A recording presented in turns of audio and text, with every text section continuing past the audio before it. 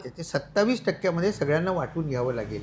त्याच्यासाठी राजकीय मॅच्युरिटीची गरज आहे. 50% वर रिझर्वेशन नेता येणार नाही, ही आत्ताची पोझिशन आहे. मराठा समाजाला ओबीसी मधून आरक्षण मिळावं यासाठी मनोज जरांगे पाटील यांनी मुंबईतील आझाद मैदान येथे आमरण उपोषण सुरू केले.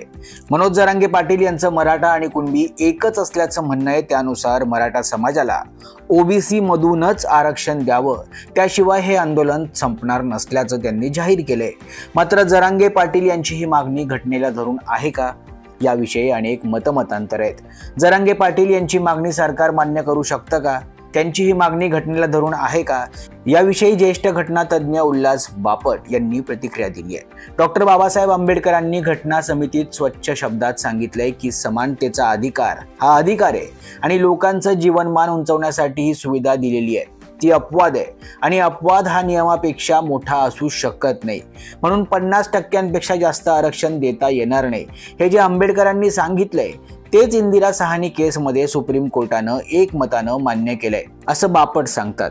पुढे बोलताना उल्हास बापट म्हणतात की मराठा आरक्षण 50%च्या आतमध्ये यायला पाहिजे. आता मनोज जरांगे पाटील यांची जी मुख्य मागणी आहे ती घटनेला धरून आहे, पण ते केव्हा मिळेल त्यासाठी सुप्रीम कोर्टानं ट्रिपल टेस्ट सांगितली आहे. क्रमांक 1 म्हणजे मागास आयोग पाहिजे. मागास आयोगानं त्या गटाला मागास ठरवलं पाहिजे.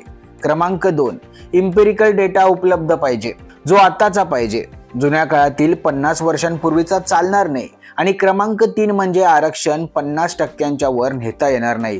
ही ट्रिपल टेस्ट जर पास झाली तर मराठ्यांना ओबीसी मधूनच आरक्षण द्यावं लागेल, असं स्पष्ट मत उल्हास बापट यांनी व्यक्त केलंय. मराठ्यांना जर ओबीसी मधून आरक्षण मिळालं तर ओबीसींचं आरक्षण कमी होईल, म्हणून मराठा विरुद्ध ओबीसी हा संघर्ष सुरू आहे. घटनेचा विद्यार्थी म्हणून माझं स्वतःचं मत आहे की आरक्षण हे 50%च्या वर नेता येणार नाही. ही काळ्या दगडावरची रेघ आहे. त्यामुळे मागास ठरतात त्यांनी हे आरक्षण वाटून घेतलं पाहिजे. यासाठी सामंजस्य असायला हवं आणि राजकीय परिपक्वता असायला हवी. मात्र मतांच्या राजकारणासाठी प्रत्येक जण राजकीय भूमिकेतून याच्याकडे पाहत असल्याचं देखील बापट म्हणालेत. दरम्यान जरांगे यांची मागणी घटनेला धरून योग्य आहे, मात्र प्रत्यक्षात सरकारला ती आता पूर्ण करता येईल असं वाटत नाही.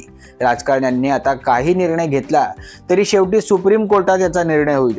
वेळ काढूपणानं हे प्रश्न आणखी जटिल होतात.